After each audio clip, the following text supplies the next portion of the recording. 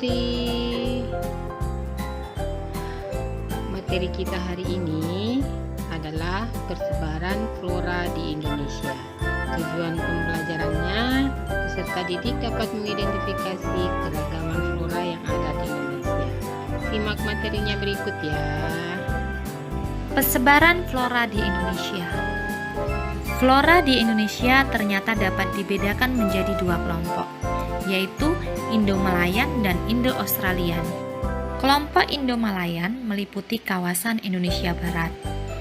Pulau-pulau yang masuk ke dalam kelompok ini adalah Sumatera, Kalimantan, Jawa, dan Bali. Sedangkan kelompok Indo-Australian meliputi tumbuhan yang ada di kawasan Indonesia Timur. Pulau-pulau yang termasuk dalam kawasan ini adalah Sulawesi, Nusa Tenggara, Maluku, dan Papua.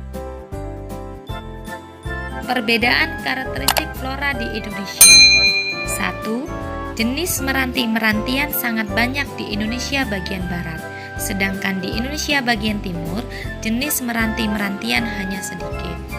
Yang kedua, di Indonesia bagian barat terdapat berbagai jenis rotan, sedangkan di Indonesia bagian timur tidak terdapat berbagai jenis rotan.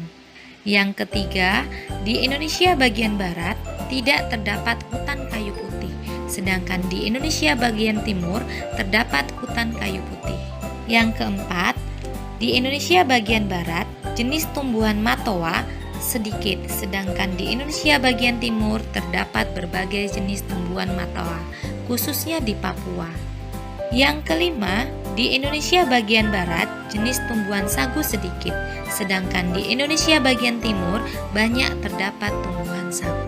Dan yang keenam, di Indonesia bagian barat terdapat berbagai jenis nangka, sedangkan di Indonesia bagian timur tidak terdapat jenis nangka. Demikian materinya, semoga bermanfaat. Sampai jumpa. Assalamualaikum warahmatullahi